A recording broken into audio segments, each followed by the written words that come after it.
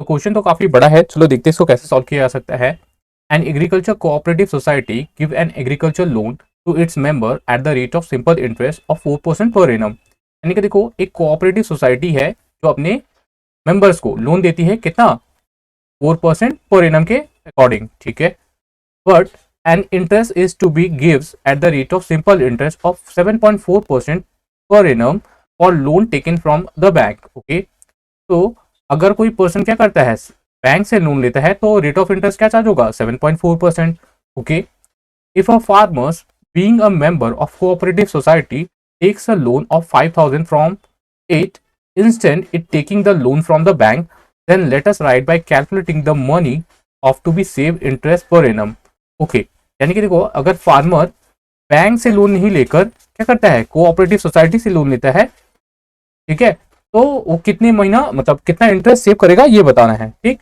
तो फार्मर देखो कितना लोन ले रहा है, 5,000 ले रहा है। तो आपको अगर क्वेश्चन का समरी बताए तो देखो यहाँ पे क्या है, एक सोसाइटी है, कोऑपरेटिव सोसाइटी है, ठीक है, और ये क्या है, बैंक है, ठीक। अगर कोऑपरेटिव सोसाइटी से 5,000 लेते हैं, ठीक है, तो रेट ऑफ इंटरेस्ट क्या देना पड़ेगा? 4%, क्योंकि अपने मेंबर्स को क्या करता है, 4% पे इंटरेस्ट देता है।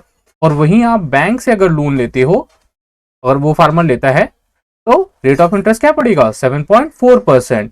तो ऑफकोर्स बैंक से लेने पे इंटरेस्ट ज्यादा पड़ रहा है। तो अगर हम को सोसाइटी से लेते हैं तो हम कितना रुपया सेव करेंगे पर एनम, ये बताना है। यानी कि हर साल मेरा कितना सेव हो जाएगा ये बताना है। तो देखो, अगर आप ध्यान से देखोगे तो आपको प्रिंसिपल तो मिल जाएगा, रेट भी मिल जाएगा, बट टाइम मिसिंग है। टाइम कहीं पे भी दिया हुआ है क्या? ध्यान से देखो, क्वेश्चन में कहीं पे भी टाइम मिसिंग नहीं है। बट टाइम के बारे में एक चीज बोला है, इंटरेस्ट पर एनम, यानी कि सेव इंटरेस्ट पर एनम, यानी कि वो कितना पैसा बचाएगा हर साल, ठीक है, हर साल कितना बचाएगा। तो जब भी ऐसा क्वेश्चन हो तो आप टाइम क्या लोगे? 1 लोगे। क्या लोगे? यहाँ पे भी 1। तो आप यहां से भी इंटरेस्ट कैलकुलेट करो और यहां से भी इंटरेस्ट कैलकुलेट करो और दोनों को क्या कर दो? माइनस कर दो, ठीक। तो कैसे होगा, चलो देखते हैं।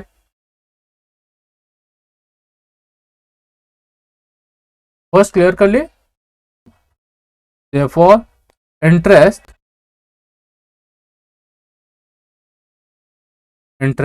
of cooperative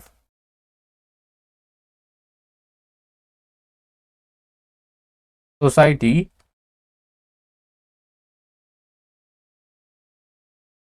तो इंटरेस्ट का फॉर्मूला क्या होता है, तो यहाँ पे लिख देते हैं P into T into R, 500।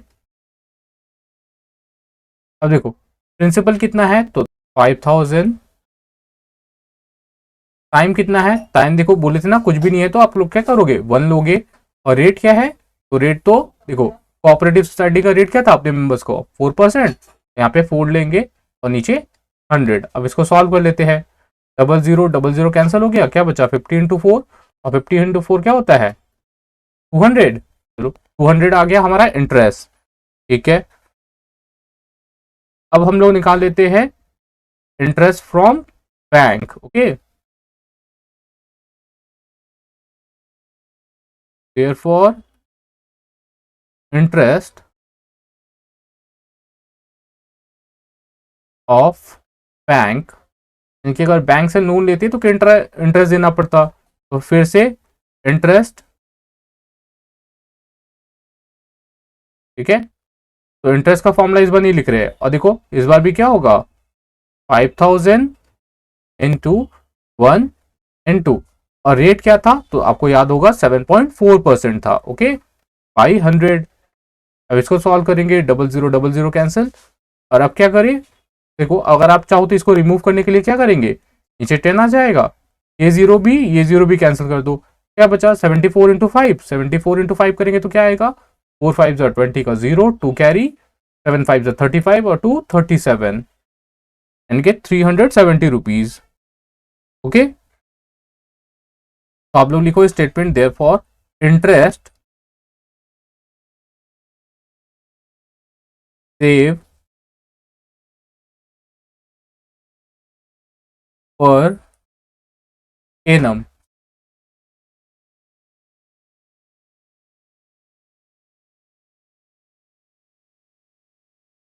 क्या हो जाएगा? तो देखो, बैंक से लोन लेते तो कितना 370 पे करना पड़ता, बट अगर कोऑपरेटिव सोसाइटी से लिए तो 200 पे करना पड़ा, यानी कि हमारा सेव कितना हो गया? इसको माइनस कर देंगे तो क्या आएगा? 100, 170। ठीक है, तो 170 क्या हो जाएगा? हमारा आंसर हो जाएगा। ओके, चलो नेक्स्ट क्वेश्चन पे मूव करते हैं। होप सो ये काफी बड़ा क्वेश्चन था बट बहुत ही इजी था। ठीक है, सिर्फ आपको क्या करना था, दोनों का इंटरेस्ट निकालना था, दोनों को कंपेयर करना था और आपका आंसर आ जाता। ओके, चलो नेक्स्ट क्वेश्चन पे मूव किए। क्वेश्चन क्या है? What is the rate of interest if 3750 amount to rupees 4650 in 4 years? थोड़ा सा प्रिंटिंग मिस्टेक है यहाँ पे, ये पोर्शन होना चाहिए था। ओके, होप सो आप लोग समझ गए होंगे। तो देखो, आपको क्या फाइंड करना है? रेट ऑफ इंटरेस्ट फाइंड करना है, यानी कि रेट फाइंड करना है। ओके, देखो 3750 ये जो प्रिंसिपल है ये अमाउंट बन जा रहा है कितना? 4650, कितने? 4 सालों में। तो आप रेट कैलकुलेट करो और बताओ कि आपका रेट क्या आ रहा है। ये तो ये आप लोगों के लिए होमवर्क है, आप इसको सॉल्व करो और कमेंट करो।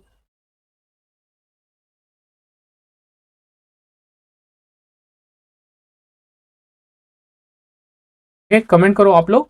चलो मिलते हैं नेक्स्ट क्लास में, तब तक के लिए बाय एंड टेक केयर।